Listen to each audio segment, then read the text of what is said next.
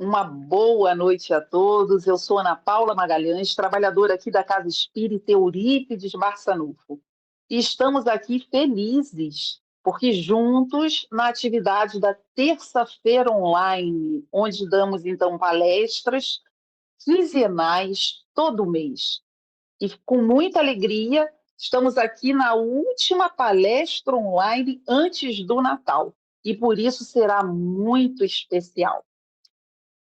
Vou pedir, então, que suba a página inicial para que a gente possa dar início à leitura.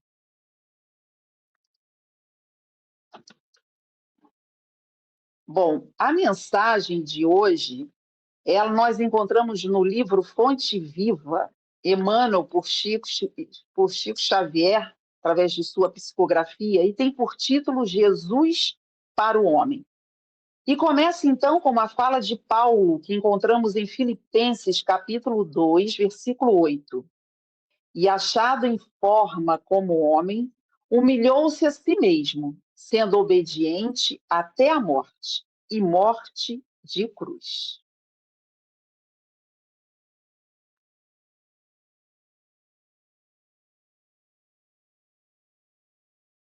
O Mestre desceu para servir, do esplendor à escuridão, da alvorada eterna à noite plena, das estrelas à manjedoura, do infinito à limitação, da glória à carpintaria, da grandeza à abnegação, da divindade dos anjos à miséria dos homens, da companhia de gênios sublimes à convivência dos pecadores, de governador do mundo a servo de todos, de credor magnânimo a escravo, de benfeitor a perseguido, de salvador a desamparado, de emissário do amor a vítima do ódio, de redentor dos séculos a prisioneiro das sombras, de celeste pastor a ovelha oprimida. De poderoso trono à cruz do martírio, do verbo santificante ao angustiado silêncio, de advogado das criaturas a réu sem defesa, dos braços dos amigos ao contato de ladrões, de doador da vida eterna a sentenciado no vale da morte. Humilhou-se e apagou-se para que o homem se eleve e brilhe para sempre. Ó Senhor, que não fizeste por nós a fim de aprendermos o caminho da gloriosa ressurreição no reino.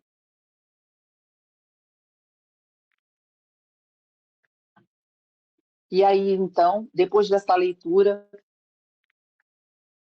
vamos, então, fazer aqui uma colocação que na palestra de hoje, ao final, é um convite para que todos fiquem logados, porque, então, a diretoria entrará, os 5 membros da diretoria, para que a gente possa falar um pouco sobre 2025, 2026, de forma muito rápida, mas necessária para esse nosso encontro.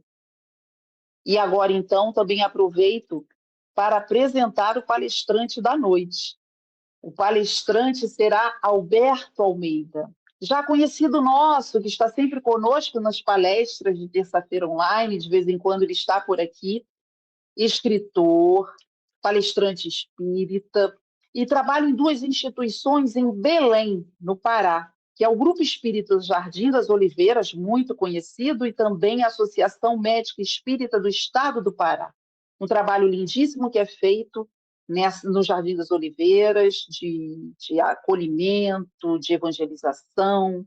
Enfim, conosco, Alberto Almeida. E antes de, então, começarmos com seu estudo, a nossa prece inicial. Quando eu peço, então, para que todos fechemos os nossos olhos, elevemos nosso pensamento a Jesus e agradeçamos a Ele por estarmos aqui, em mais uma oportunidade de ouvir os seus ensinamentos através do Evangelho. Que o palestrante da noite seja intuído para que faça chegar até nós aquilo que precisamos ouvir. Agradecemos a esse mestre amigo e agradecemos ao amor de Eurípides, que está sempre velando por nossa casa. Assim seja. Com vocês, então, Alberto Almeida e, em seguida, um recadinho da diretoria. Uma boa noite a todos. Olá! É com muita alegria que cumprimento todos aqueles que são os tarefeiros do Eurípides Barçanufo, essa nobre entidade que inspira essa instituição respeitável no Rio de Janeiro. Saudade de Jesus. Há muito que a terra se ressente da ausência do cristianismo, daquele cristianismo puro, vívido, que deve nos inspirar nos passos, na direção da plenitude, da felicidade, do compartilhamento das nossas alegrias e na solidariedade junto às tristezas. Estes são dias desafiadores, que a Terra nos conclama a olhar de um lugar diferente, para podermos superar todas as intempéries que têm assolado o planeta, o nosso país. Assim, gostaria de dizer que Jesus nos inspira muita saudade. Gostaria de relembrar uma experiência que tive a oportunidade de compartilhar acerca de uma jovem que era católica e mergulhou no espiritismo e mantinha um hábito muito curioso. Gostava de ir às igrejas, mas quando estavam solitárias, vazias, sem nenhuma comemoração ou ritual. Ela entrava na igreja sozinha e lá passava um tempo se recuperando, se retemperando, notadamente quando estava muito angustiada. E dizia aos amigos espíritas: se alguém me ver entrando numa igreja, sou eu mesma, porque lá eu me sinto muito bem e quando vou lá me retempero.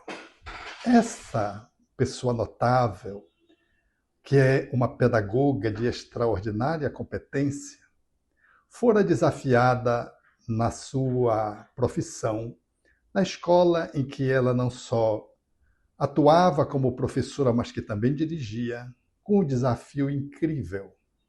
As crianças que ali se apresentavam com comportamento alterado, comportamento específico, diferente dos outros, aquilo que se chama hoje de PCD, pessoas com comportamentos socialmente diferentes, às vezes deficientes, às vezes não. Ela defendia essas crianças com um rigor tão intenso que fazia com que os professores, nas reuniões dos mestres com os pais, falassem para ela que ela tinha que diminuir o tom, porque na condição de dona da escola, a despeito de, ela era muito agressiva, defendendo os alunos mais frágeis, quando os professores vinham reclamar desse ou daquele comportamento que o aluno apresentara em relação aos seus filhos outros, né, da escola, da sala, ela defendia sempre, portanto, os mais fracos. E ela me procurou na expectativa de saber pelo que ela era tão intensa, defendendo as crianças mais vulneráveis e que por este ou aquele comportamento incomodavam as outras crianças ditas normais e cujos pais reclamavam. E diante de tanta agressividade que ela demonstrava na reunião dos pais, os pais começavam a se evadir da escola. E as professoras diziam para ela que a escola iria esvaziar daquele jeito. Assim ela me procurou para equacionar esse problema escolar, mas, sobretudo, seu. e foi para uma imersão profunda. Ela viu-se numa experiência cristã. Quando o cristianismo nascia, viu-se como um soldado romano participando da centúria romana. E lá, ele, o soldado, ela reencarnada como soldado, se via cumprindo um édito que era de matar todas as crianças de 2 anos para baixo.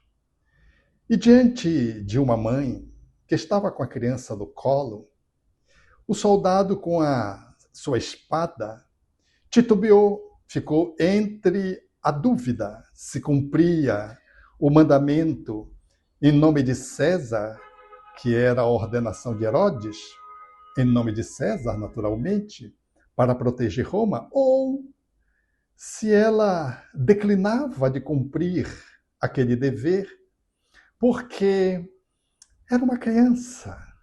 Guerreiro não mata guerreiro, muito menos criança, e criança desarmada.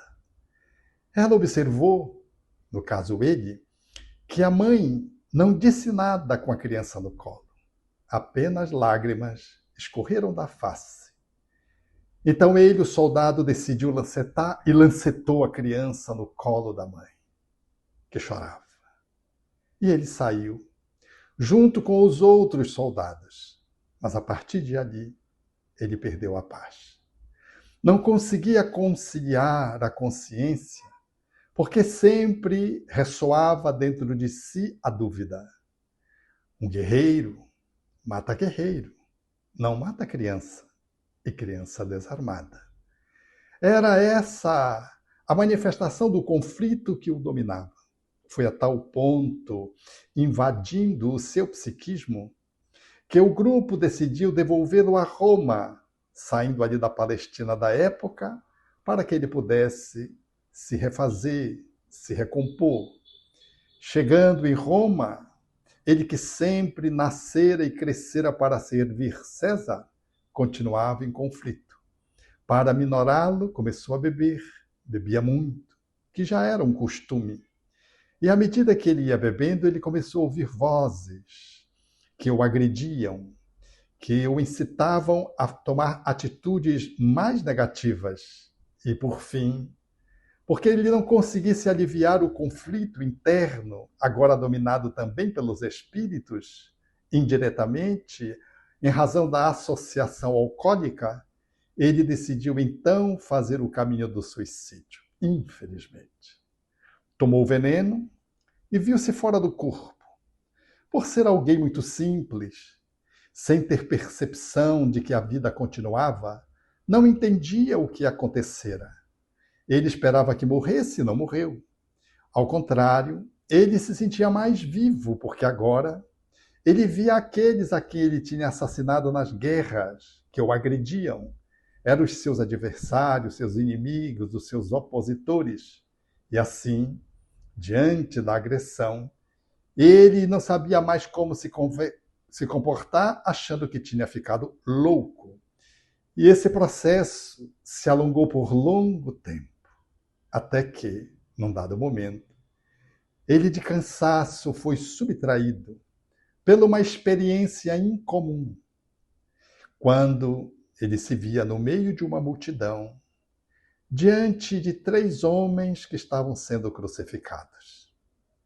Ele detinha-se com aquele que manifestava através dos olhos uma energia de que ele não sabia explicar. Ele, olhando para aquele homem, um dos crucificados, contemplava-o e, envolvido por aquela energia, pela primeira vez, ele sentiu reconforto interior. Sentiu uma pacificação dominando-lhe a alma. Ele olhava para os 2 outros crucificados e percebia que eram homens atormentados e criminosos, mas quando voltava a olhar para aquele que o acerenava por dentro, ao invés de que ele pudesse gerar algum acalento para alguém que estava prestes a morrer, ali, na cruz, era ele quem se beneficiava daqueles olhares que se cruzavam. Era como se um diálogo sutil pudesse se estabelecer, porém invisível, mas energético. Era um magnetismo daquele espírito que o invadia, dando-lhe pela primeira vez paz. Foi quando alguém lhe tocou no ombro e disse: era este homem que tu deverias ter assassinado, e não aquela criança. E gargalhou. E ele então voltou ao seu estado de tormenta e saiu correndo desarvorado, agora compreendendo o fenômeno que se dava. Passou um longo tempo numa experiência de sofrimento, que só encontrou guarida quando os benfeitores espirituais o recolheram para uma nova encarnação libertadora. Uma encarnação que faria momentaneamente ele apagar aquelas lembranças para ter chances de recomeçar, porque a culpabilidade era muito intensa. Ele dera-se conta que fora chamado para matar o homem inocente.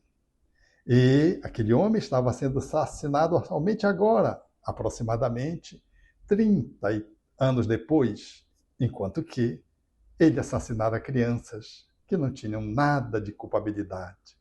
Eram inocentes. Como ficou conhecido no Evangelho, a matança dos inocentes, numa linguagem de uma leitura de uma vida só, porque na realidade ninguém experimenta uma crueldade do ponto de vista espiritual sem que esteja fora dos estatutos cósmicos. Mas perante a lei humana, foi uma inocência. Era a crueldade de um homem paranoico, Herodes, que mandou assassinar as crianças de 2 anos para baixo, depois que soube, através dos magos, que havia nascido alguém ali, na Palestina, em Belém, e que eles vinham agora a fazer as suas oferendas. Aqueles 3 magos, assim, depois considerados, porque na realidade não se sabe se eram 3, havia 3 oferendas, mas ninguém tem noção de que eram 3 pessoas. Eram magos, mais de um, mas não importa se eram 2 ou 3. O então Herodes, paranoico que era, quando ouviu falar de que o rei tinha nascido, entrou num crise de loucura e disse para os 3 magos: vá, descubra onde ele está. Faça suas oferendas, mas depois venha e diga-me, para que eu também possa ir ter com ele para adorá-lo. Na realidade, era a expectativa de saber aonde tinha nascido o rei para que ele pudesse matar. Assim, era o seu sentimento de perseguição e o anseio de que ninguém pudesse lhe subtrair o poder. Não dava-se conta, portanto, de que era uma criança, que apenas tinha nascido. Não iria lhe substituir o poder de modo algum. Mas o paranoico não consegue raciocinar em termos de lógica. E assim, passado o tempo, ele percebendo que os magos não voltaram, ele tirou uma média de tempo e, supondo até 2 anos, decretou que se matasse todas as crianças da cidade de Belém e dos seus arredores, de 2 anos para baixo. O curioso é que quando esta jovem professora fazia a psicoterapia, nós vivemos uma experiência muito interessante, porque ela estava muito aflita, ansiosa, tratando os conteúdos conflitivos, e ela me dizia que tinha um momento em que ela sentia muita paz quando ela subia numa cadeira e colocava-se com as janelas do seu apartamento abertas, abrindo os braços, fechava os olhos, sentia a brisa e sentia uma calmaria curiosa. Então eu lhe disse: mas pelo que você tem que subir numa cadeira? E pelo que você tem que fechar os olhos subindo numa cadeira? Às proximidades da janela, com o risco de poder, por exemplo, ter um passamento, uma tontura, enfim, cair. Comecei intuitivamente a me dar conta de que havia uma interferência espiritual. Eu disse para ela: não precisa subir em nada, nem cadeira, nem mesa, nem nada. Você abre as janelas, abre os braços, fecha os olhos E fique fazendo a sua meditação, a sua oração, deixa que a brisa lhe toque, porque por mais que você escorregue, tenha tontura, qualquer coisa, você dá na janela, mas não cai de janela do apartamento para baixo. Ela acolheu a sugestão. Nesse dia em que ela viveu essa experiência regressiva momentosa, ela, quando ia saindo do transe, da grande imersão, ela sentiu que havia uma aproximação espiritual e ela me disse. Então eu disse-lhe se estava no contexto do fenômeno psicoterapêutico aquela interferência, porque talvez a interferência fizesse parte do conjunto da sua própria psicoterapia, que ela assim acolhesse. A entidade a tomou e então começou a me ofender, me agredindo, dizendo, referindo-se a ela como se fosse ele, como se fosse o soldado. Dizia ela, eu estava para concluir a justiça tão sonhada. Você me impediu. Eu já tinha feito com que ela assumisse uma posição que por pouco eu não consegui lograr o êxito total de assassiná-lo. Porque ele é um homem cruel e começou a falar desbravadamente num ar de agressividade quase que chorosa.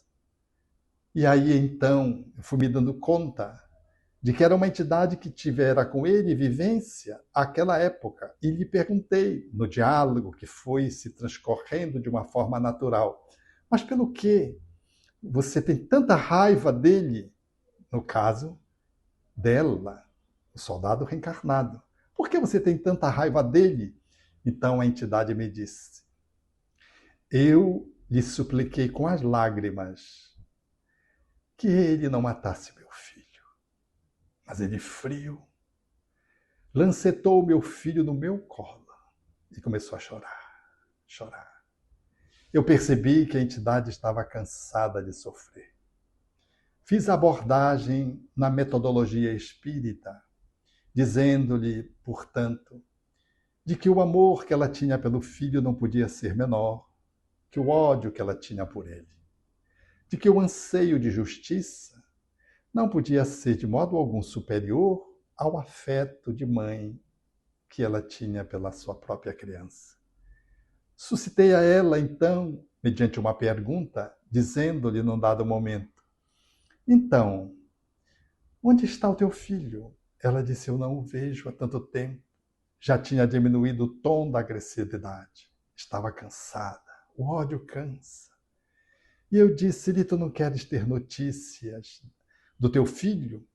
Ela, chorosa, aqueceu numa movimentação, meneando a cabeça, e eu roguei aos benfeitores espirituais que se apiedasse daquela mãe, que tinha perdido o filho faziam 2000 anos, no colo, numa matança que fora ordinária, nas mãos de um homem que era um homem simples, bruto, que nasceu e cresceu para servir a César, só sabia manusear a arma e fazia parte da centúria romana como sendo a principal missão, mas que entrara num conflito em função de que era uma criança. Guerreiro não guerreia com criança, guerreiro guerreia com guerreiro. E ele, por isso mesmo, tinha se sentido tão culpado. E aquela culpa o arrastou para sofrimentos que tínhamos agora ali visto e que se arrastavam ao longo dos séculos, dos milênios. Então, os espíritos apiedados e provavelmente já programados para essa assistência, manuseando os recursos, fizeram-na ver num grande mural, como se fosse uma tela cinematográfica, uma criança correndo. Ela olhou e disse, é meu filho, e começou a chorar copiosamente. Eu disse, o que tu vês? Eu vejo meu filho. E chorando, os benfeitores espirituais então ensejaram-na dar-se conta de que era o filho dela um pouco mais crescido. Então eu disse-lhe, pois bem, ele está aguardando por ti. Tu que mães que és, que nunca deixaste de amá-lo, poderás entrevê-lo agora, cuidando de ti, e permitindo que Jesus te leve ao encontro dele aonde ele está. Vês, ele está bem. Ela disse, sim, ele está bem. Eu digo, pois bem, ele está bem e tu estás tão mal. Ele continua te amando com amor filial. E tu continuas o amando com amor maternal, mas está conspurcado pelo ódio. O ódio não te deixa fixar a atenção no amor e assim distraíste pelo ódio da figura do teu filho e esqueceste de poder continuar maternando. Ela acolheu, soluçando, chorosa, e os benfeitores espirituais a recolheram. Acabada a sessão, a minha paciente então me disse, é incrível, doutor Alberto, porque todas as vezes que eu entro no mundo do cinema, eu sou sempre chamada para ver os guerreiros, as batalhas. Tenho uma fissura pelas guerras. Vi algumas vezes o filme que fala de Alexandre o Grande, mais de uma vez, talvez 3 vezes, fascinada que eu sou pela guerra. Mas o mais curioso, doutor Alberto, é que quando eu entro na igreja vazia, é para olhar nos olhos de Jesus. Eu olho nos olhos dele. Agora dou-me conta como eu olhei lá quando ele estava sendo crucificado. O consolo do olhar daquela época foi tão profundo. O seu magnetismo foi tão impressionante que hoje eu busco na igreja ali o Cristo crucificado como uma âncora e entro nesse estado de pacificação que o soldado que fui eu senti naquela época. Agora eu dou-me conta por que na igreja o que mais me fascinava era o Cristo crucificado. Não era o sermão, não era o ritual, e que me deixou depois que me tornei espírita, sempre viciosa em olhar uma igreja quando estava tensa, vazia, e entrar para olhar nos olhos de Jesus. É curioso, meus amigos, que a figura de Jesus é esplendente. Marca-nos na passagem, num olhar. A saudade que todos temos é deste homem incomum que dividiu a história em 2 tempos, antes dele e depois dele, e que com a sua ação, com a sua palavra, com seus ditos e feitos, até hoje, ele premiou a humanidade com o maior presente que Deus pode se nos oferecer. Porque a natureza é sempre uma experiência de revelação da divindade, conforme postulou Allan Kardec.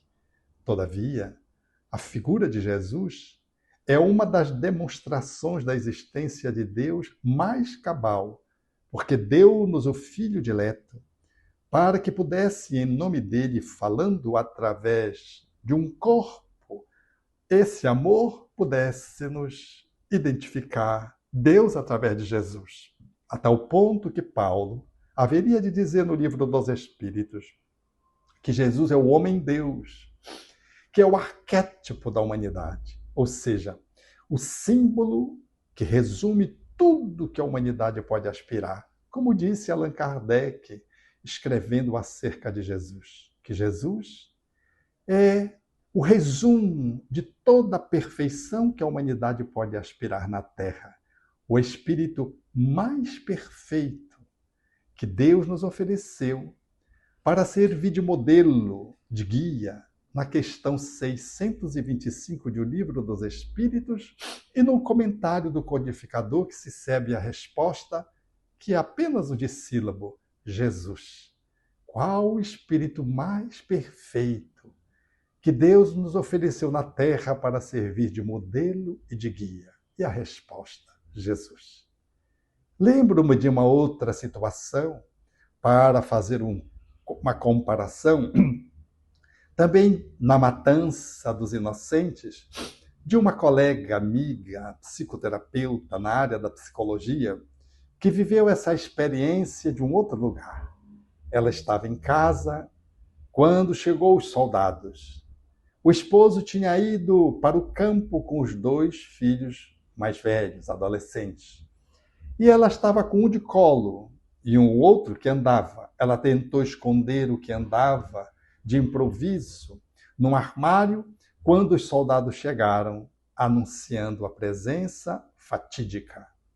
Aquele que estava preso no armário começou a chorar, a se movimentar e logo veio à tona de que ele estava escondido e ele se agarrou no colo dela. O soldado, então, olhando aquelas 2 crianças, que deveriam ter em torno de, a mais velha, 2 anos, e a menor, menos de 1 ano, lancetou as 2, uma no colo da mãe.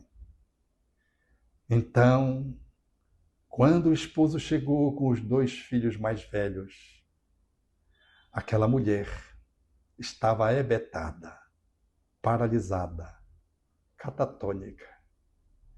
Ela entrou num quadro de esquizofrenia, saiu da realidade e não conseguia mais voltar para a realidade. Eu então fiz uma indução para avaliar se ela tinha tido algum contato com Jesus e disse a ela, no transe, vá para alguma experiência se você teve contato com Jesus. Então ela narra de que ela, esquizofrênica, com o sentimento, portanto, aplacado, completamente retirado, você entra numa frieza incrível, aplainado, ela estava sendo levada pelo filho para ouvir Jesus falar. Talvez tenha sido o Sermão da Montanha. Ela diz, pela primeira vez, eu sinto alguma coisa no coração. O plexo cardíaco, que ficou afetado pelo trauma, manifestava-se com uma frieza dos esquizofrênicos. Mas agora, diante da presença daquele homem que cantava provavelmente as bem-aventuranças, falando ao povo, ela sentiu um bem-estar pela primeira vez. Não compreendia o que ele falava. E olhava para o filho e percebia que o filho chorava. Numa outra situação, eu lhe perguntei se tinha visto uma outra ocorrência. Ela então narra que o filho correu com ela para vê-lo Jesus passar. Era o momento em que Jesus passa numa encruzilhada em Jerusalém, com um grupo de pessoas, e pela segunda vez, vendo-o passar à distância, mostrando pelo filho a ela, ela sente novamente a mesma sensação de emoção no coração, mas que não conseguia borbulhar, mas saía daquela frieza em que ela se encontrara desde que os filhos foram assassinados no seu colo. Os seus filhos agora eram adultos, já faziam provavelmente 30 e poucos anos depois daquela ocorrência, e, portanto, ela mantinha-se esquizofrênica. Desencarnou. E quando ela está no mundo espiritual, ela vai para uma experiência muito curiosa. Eu lhe induzi a que fosse para o momento em que ela tivesse se reconectado com a emoção, já que durante a vida ela fez 2 contactos silenciosos com a emoção quando viu Jesus, ora falando, ora passando numa esquina, mas não tinha recobrado a lucidez. Continuava no mundo espiritual nesse estado de alienação mental. Então ela narra que estava sentada num banco quando surgiu uma jovem graciosa com uma criança no colo e com uma outra mão. E foi se aproximando e quando chegou próximo dela, entregou a criança que estava no colo para o seu colo. E a criança que se lhe acompanhava, que caminhava com os seus próprios pés, agarrou-se no vestido, ela sentada, e começou a chamá-la mamãe, mamãe. Ela então borbulhou de emoção. como se tivesse saído do surto e começou a chorar e abraçar os filhos, demoradamente dizendo: meus filhos, e chorando, agasalhando aquele que estava no colo. O outro que lhe tomara as vestes, chamando-a de mãe.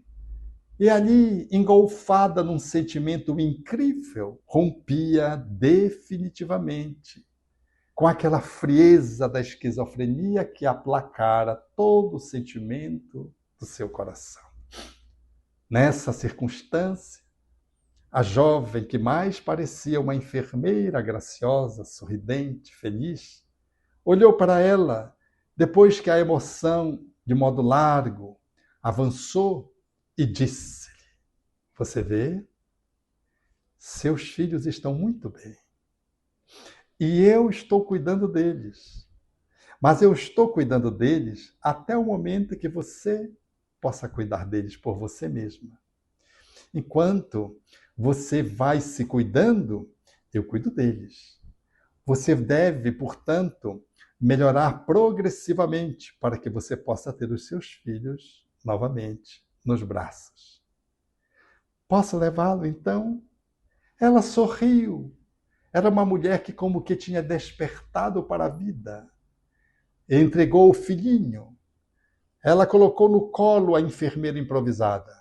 Tomou o outro pelo braço após a despedida e disse: todos os dias, se possível, eu vou trazê-los para que você mata as saudades enquanto você se cuida.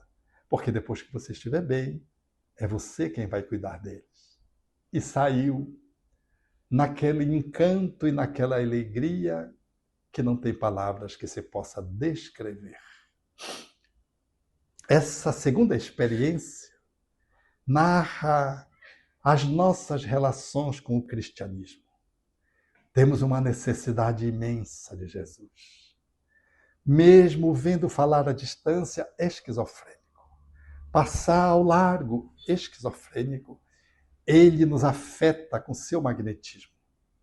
Porque o encanto desse espírito não é só pelo que ele diz e pelo que ele fala, é pelo que ele é. A sua energia revela a sua grandeza. E aonde a sua energia se espraia, toca as almas que jamais se podem esquecer dele. Podem se evadir, um obsessor, um odioso, que o critique, como aconteceu à sua época, mas jamais vai esquecer de Jesus.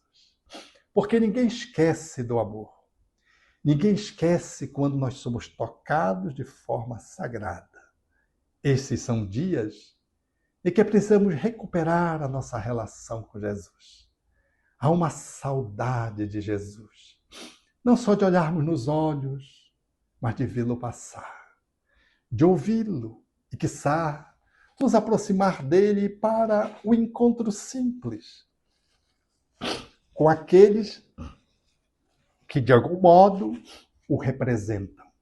A sua mensagem vem cifrada através dos seus emissários, dos seus mensageiros.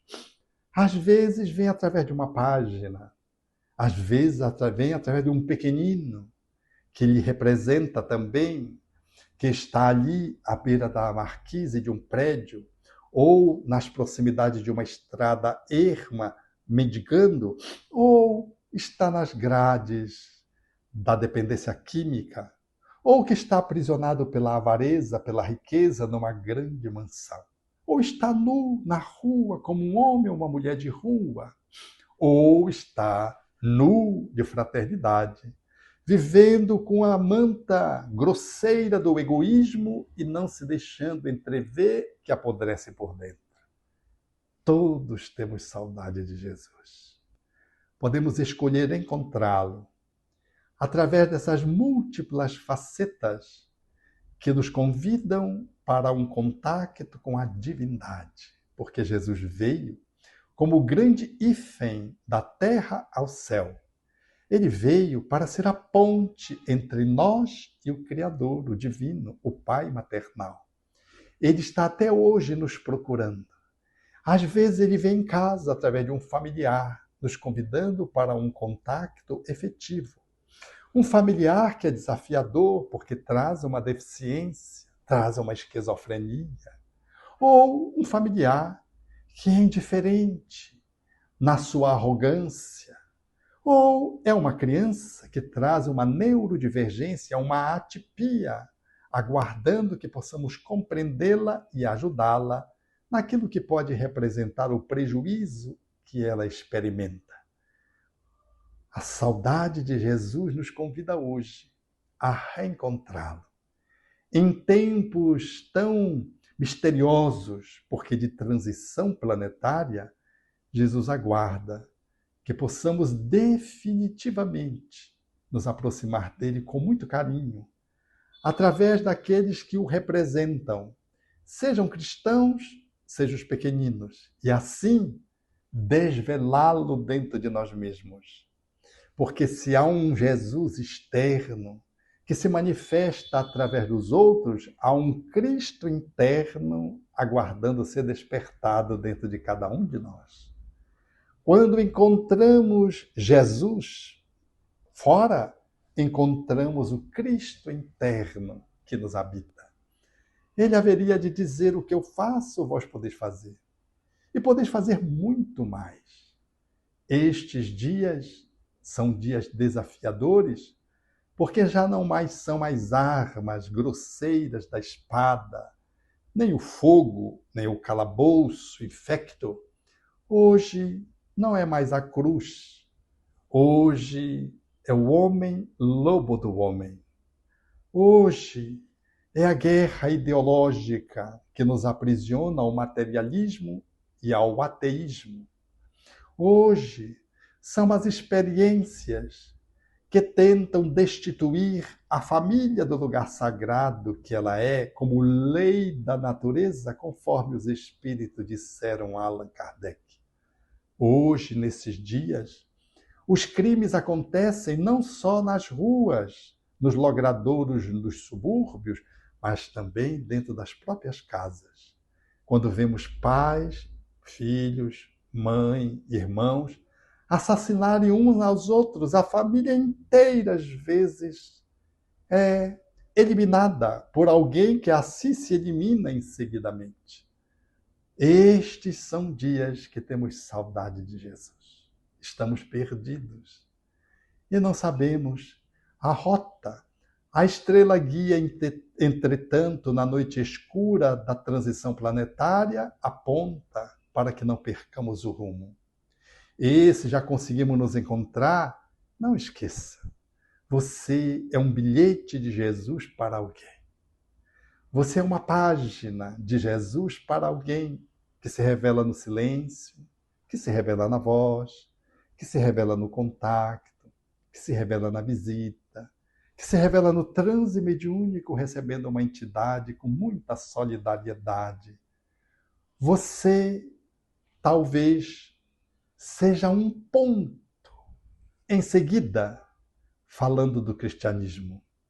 Talvez você seja, portanto, aquelas aspas que assinalam de que o amor é a coisa mais importante da humanidade para alguém.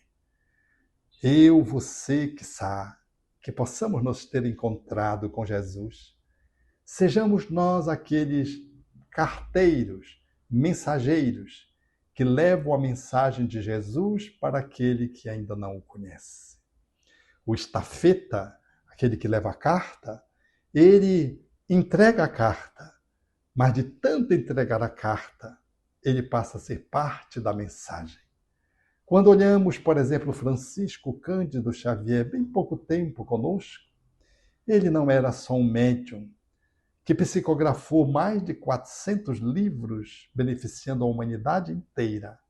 Ele era a mensagem mais bonita que não foi psicografada. No seu exemplo, na sua entrega. Não há ninguém que passasse pelo Chico e permanecesse o mesmo. Fosse no silêncio, fosse numa psicografia, fosse num abraço, fosse num olhar. Eu mesmo tive a oportunidade de encontrá-lo. E foi tão momentoso, porque eu beijei as mãos e disse: eu amo você. Ele me olhou e disse: deixe o seu endereço para que eu possa me comunicar com você. Eu achei que era um gesto apenas de cortesia social, mas de qualquer forma, assinalei o endereço e deixei com a cozinheira. Logo depois eu recebi uma carta de Chico Xavier, que assinalava acerca do nosso encontro, recheada de carinho, ternura, e com as folhas das rosas perfumando a carta, que era um gesto muito habitual que ele costumava ter com os seus interlocutores. Logo mais, em dezembro, novamente, nos correspondemos falando da alegria de ser espírita e da amizade que ali ressurgia na esteira do tempo. Chico Xavier é um exemplo de bom exemplo para nos dizer que, da mensagem que possamos distribuir, de tanto fazê-lo, nós passamos a ser um pedaço da mensagem ou a mensagem inteira para alguém que vive na escuridão do abandono, ou que vive o desamparo social, ou que vive a frieza do sentimento, ou que experimenta a solidão da ausência de uma família, ou que simplesmente quer pão, faminto, caminhando pelas ruas, necessitando do mínimo para manter o corpo de pé. Qualquer que seja aquele que está perto ou distante, eu posso alcançá-lo através de uma página, de uma mensagem no Facebook, no Instagram, em alguém que está pensando em se auto-exterminar e cuja minha mensagem haverá de tirá-lo daquela rota de colisão com a dor maior, promovida pelo suicídio. Por 2 vezes eu encontrei pessoas que me disseram que abriram o YouTube e, circunstancialmente, no estado de desespero, encontraram uma mensagem que eu estava protagonizando no momento em que pensava em suicídio e de que deviam a mim, naturalmente que a mensagem, mas atribuíam a mim tê-la salvo daquele processo de autoextermínio. Uma dessas pessoas, em Três Lagoas, ao lado do esposo, dizia: eu queria ir a Belém para agradecer. A outra pessoa, no estado de Pernambuco, disse-me algo equivalente. Assim, meu irmão, minha irmã, que segue os passos de Eurípides Barçanufo, esse homem incomum que viveu no Brasil, mas era um cristão dos tempos primeiros. Sejamos aqueles que fidedignamente sigamos Jesus através de Kardec e que possamos ser o cristão que faz falta nesses dias, a mensagem de consolo, de amparo, de iluminação possível para ser distribuída a quantos passam pelo nosso caminho ou pelos caminhos por onde passamos. Que o nosso contato experiencie mais o encontro sagrado e que não sejamos indiferentes àqueles que passam conosco. Pelo menos um sorriso, um silêncio respeitoso, um bom dia, um aceno, qualquer que seja, mas que leve a nossa fraternidade para que o dia daquela pessoa seja melhor. Porque às vezes naquele dia ela está esperando algo que aconteça desastroso na sua vida e ela não sabe o que faz. Ou então, naquele dia, ela está pensando em auto-exterminar-se. Ou naquele dia, ela está esperando que Deus venha ter com ela, ajudando-o a resgatar a alegria de viver. E lembrando Jesus, celebramos no final da nossa fala com a mensagem estoante poética que diz: Ele veio, pão da vida, luz do mundo, tinha o olhar quente profundo e solene tinha a voz. Ele veio, mãos vazias desarmadas, nem escudo nem espadas, só amor por todos nós. Toda noite sem estrelas ele ilumina, e as nuvens mais escuras ele desfaz. Ele veio, agitou a nossa alma, tirou o nosso trauma e nos deu a sua paz. Um abraço terno a todos os amigos de Eurípides Barçanufo. Então, eu espero que todos tenham gostado muito da palestra maravilhosa do Alberto Almeida, que citou de forma muito acolhedora, muito profunda, a saudade de Jesus. E vocês perceberam que no final ele cita uma música que nós cantamos muito no coral em nossa casa. Ele veio. Então, por isso, aproveitando essa oportunidade, é que nós vamos convidar em breve que a presença do João Paulo para que ele possa cantar conosco essa música, tocando essa música para a gente. Agora, quero reforçar também que logo em seguida, após João Paulo, a apresentação da diretoria para a palavra final. Então, com vocês agora, João Paulo cantando a música Ele Veio. Boa noite a todos. Boa noite, João.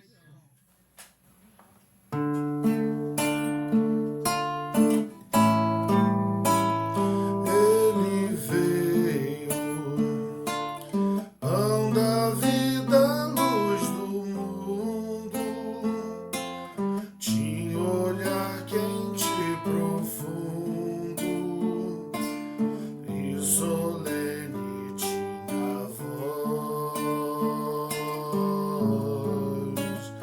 Ele veio, mãos vazias, desarmadas, nem escudos, nem espadas, só o amor por todos nós.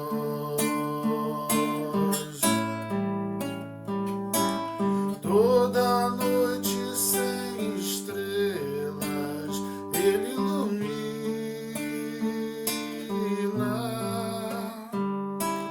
e as nuvens mais escuras ele desfaz. Ele veio e agitou a nossa alma e tirou a nossa calma, mas nos trouxe a sua paz. Ele veio, pão da vida, luz do mundo, tinha olhar quente e profundo, e solene tinha voz. Ele veio, mãos vazias, desarmadas, nem escudos, nem espadas, só amor por todos nós. Toda noite sem estrelas ele ilumina, e as nuvens mais escuras ele desfaz. Ele veio e agitou a nossa alma e tirou a nossa calma, mas nos trouxe a sua paz.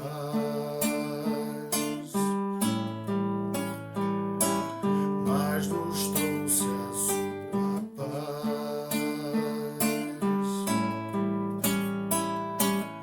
Mas nos trouxe a sua paz.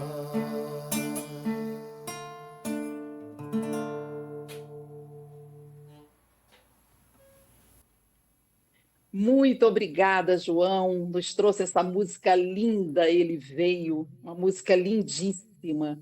E de certo estamos agora no coração com essa certeza de que Jesus vem para nos trazer a sua paz. Muito obrigada, querido. Uma boa noite para você. E começamos então agora com a fala dos membros da diretoria, em que nós vamos chamar cada um deles, então, para que possa trazer do seu coração uma mensagem para vocês nessa noite tão especial.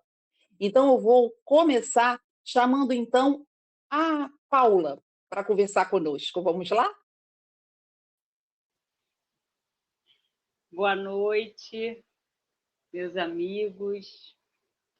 É um prazer estar aqui, dizendo que foi um ano de muito trabalho. Nós estamos trabalhando na área da saúde, né? Foi um ano de muito trabalho.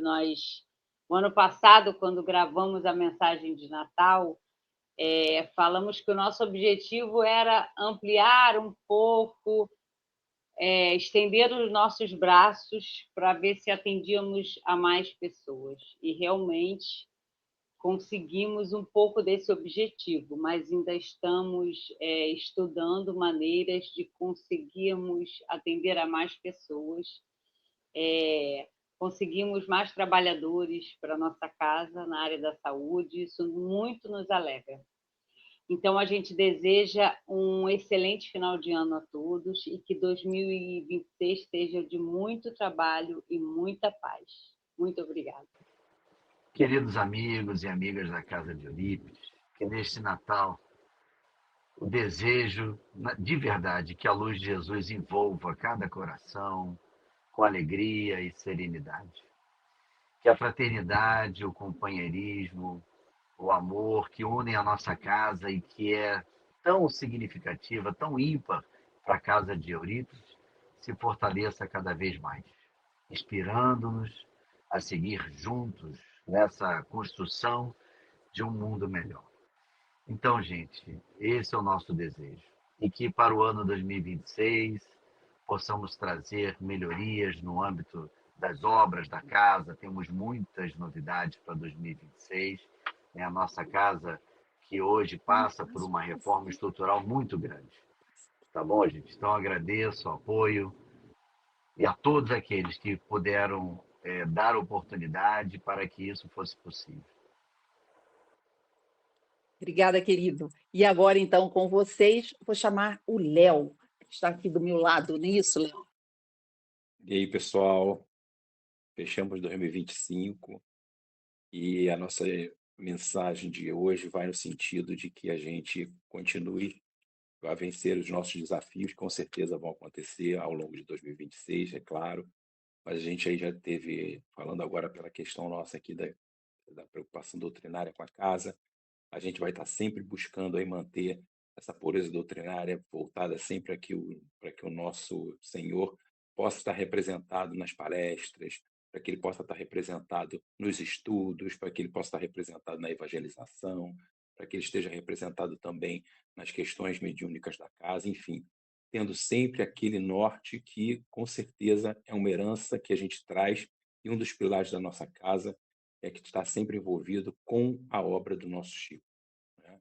Então, não esquecendo nunca, Jesus, Kardec e Chico. Esse é o nosso norte e que 2026 traga para a gente novas esperanças, novos desafios que vamos vencer juntos e ao longo desse 2026 que a gente possa estar cada vez mais próximo do nosso Mestre Jesus. Que assim seja. Vamos chamar, então, o André. Uma boa noite a todos. O meu desejo para 2026 é que a gente tenha muita lucidez. É certo que eu vou ficar com um pouquinho mais de saudade da minha inspiração, meu pai, mas que a lucidez seja o norte para que a gente continue trabalhando na casa. Em 2025, a casa teve mais de 20 cursos, todos eles iluminando as nossas consciências. Para 2026, nós vamos ter ainda mais cursos. Cursos das obras básicas, cursos de várias obras de André Luiz, e você terá a oportunidade de estudar o que bem desejar. Teremos uma novidade. Nós vamos ter, nas segundas-feiras, o curso de O Livro dos Espíritos no Salão. Uma turma grande. Venha participar, venha estudar, porque quanto mais lucidez nós tivermos na vida, quanto mais consolidados nos conhecimentos da doutrina, vamos navegar com segurança para construir e consolidar uma casa acolhedora e que se transforma num centro de estudos. Então, meus queridos, Que 2026, a luz do Cristo esteja nos nossos corações. Uma boa noite a todos. Então, vou pedir então, o nosso querido Ricardo que possa subir agora todos nós, para que possamos aparecer na tela juntos. Pronto, gente. Então, todos nós desejamos um feliz 2026 para todos nós, com muito trabalho, muito trabalho. Foi um prazer, está sendo um prazer para cada um de nós estarmos aqui, junto com vocês, na condução dessa casa. Agradecidos de coração por Eurípides, por Jesus, por toda essa espiritualidade amiga que nos ajuda nesse processo. Um feliz 2026 para todos nós. Um abraço, gente. Obrigada.